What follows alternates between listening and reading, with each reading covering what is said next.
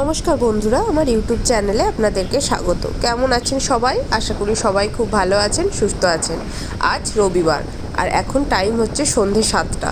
হ্যাঁ, আপনারা ভাবছেন যে সন্ধে 7টা টাইম বলছে, অথচ সূর্য মাথার উপরে এত উজ্জ্বল কি করে হয়? হ্যাঁ, আমরা এখন যে জায়গায় আছি সেই জায়গায় কিন্তু সন্ধে হয় 8টার সময়, রাত্রি 8টা বাজলে তবে সন্ধে হয়।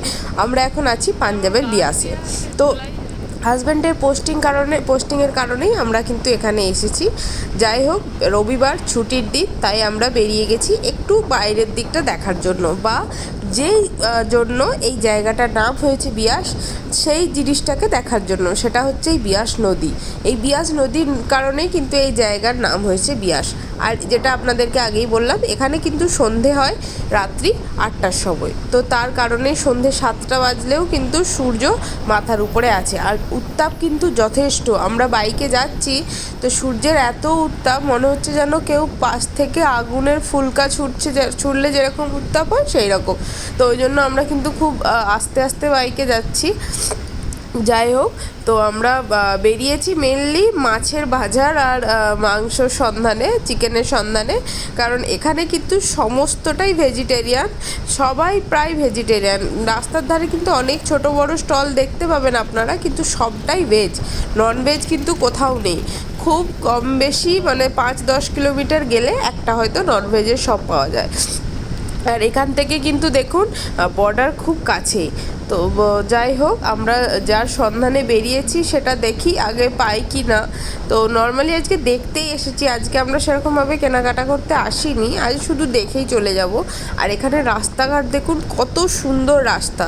মানে আমরা যদিও হাইওয়েতে যাচ্ছি, আর এখানে বেশিরভাগটাই হাইওয়ে, পুরোটাই হাইওয়ে। আর বিয়াস রেলওয়ে স্টেশন কিন্তু ইন্ডিয়ার মধ্যে সবথেকে ক্লিনেস্ট রেলওয়ে স্টেশন হিসাবে স্বীকৃতি পেয়েছে। যাই হোক, বিয়াস কিন্তু একটা ছোট্ট, মানে খুব বড় টাউন না, একটা ছোট টাউন, যেখানে কিন্তু লোকজনের ব্যবহার যথেষ্ট ভালো। কারণ আমাদের একটা এক্সপিরিয়েন্স হয়েছিল, আমরা সেই দিনই যখন রাত্রে ব্যাক করছিলাম ওখান থেকে, আমাদের স্কুটিটা খারাপ হয়ে গেছিলো। তখন কিন্তু ওখানে আমরা দাঁড়িয়েছিলাম বলে রাস্তার ধারে মানুষজন এসে এতভাবে আমাদেরকে সাহায্য করেছিল।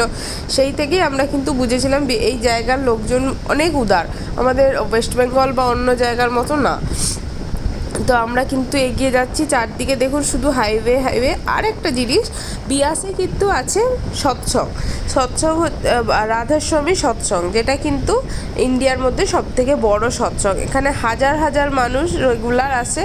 আর এই সৎসঙ্গের কিন্তু নিজস্ব হসপিটাল, তারপরে এখানে কিন্তু রেগুলার প্রায় হাজার হাজার মানুষের খাওয়ার ব্যবস্থা, সমস্ত কিছু এরা কিন্তু ফ্রিতে প্রোভাইড করে।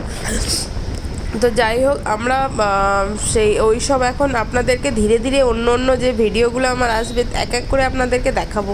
বিয়াস হসপিটাল কীরকম, বিয়াস মার্কেট কীরকম, বা এই সৎসঙ্গের যে হসপিটাল আছে সেটা কীরকম। এই দেখুন, এখানে কিন্তু মিলিটারি স্টেশনও লেখা আছে, বিয়াস মিলিটারি স্টেশন। তো যাই হোক, আমরা রাস্তার ওপর দিকে এগিয়ে যাচ্ছি। অনেকটা যাওয়ার পরে, অনেক দূর যাওয়ার পরে রাইয়া বলে একটা জায়গা আছে, যেটা বিয়াস থেকে প্রায় 4-5 কিলোমিটার দূরে। সেখানে আমরা পেয়েছিলাম একটা মাছের শপ, যেই ভিডিও আপনাদেরকে পরে দেখাবো আমি। তো আজকে আপনারা দেখুন বিয়াসের রাস্তাঘাট কীরকম, আর এখানে মানে সাইডে কী কী জিনিস আছে, বা রাস্তার কতটা পরিষ্কার পরিচ্ছন্ন, এটাই আপনাদেরকে দেখাবো। তো আর এখানে এখনও দেখুন রোদ কতটা, মানে রোদ প্রায় 8টা বাজে, রাত্রি 8টা বাজলে তবে মনে হয় সন্ধে হয়। যার জন্য আমাদের একটাই প্রবলেম হচ্ছে, আমাদের আগের রুটিন ছিল কি 8:30 থেকে 9টার মধ্যে রাত্রে ডিনার কমপ্লিট করে 10টার মধ্যে আমরা কিন্তু শুয়ে পড়তাম। কিন্তু এখন আমাদের প্রবলেম এরকম হয়ে যাচ্ছে কি 8টার সময় সন্ধে হলে আমরা বুঝতেই পারছি না যে আমরা কখন খাবো, কখন শুবো। তো শুতে শুতে প্রায় 10টার সময় ডিনার করছি, তো শুতে প্রায় 11টা 11:30 বেজে যাচ্ছে। এই প্রবলেমটা আমাদের মধ্যে একটু হচ্ছে। যাই হোক, তো আপনাদেরকে দেখালাম, তুলে ধরলাম বিয়াসের রাস্তাঘাট, দোকানপাট অল্প স্বল্প করে, বা এখানে কীরকম ব্যবস্থা কি না একটু বললাম। আর বাকি আরও পরে পরে আপনাদেরকে সব কিছু দেখাবো, বিয়াস কীরকম সমস্ত কিছুই। যাই হোক, ভিডিওটি যদি ভালো লাগে দয়া করে লাইক, কমেন্ট অ্যান্ড শেয়ার করবেন, আর আমার চ্যানেলটি সাবস্ক্রাইব করবেন।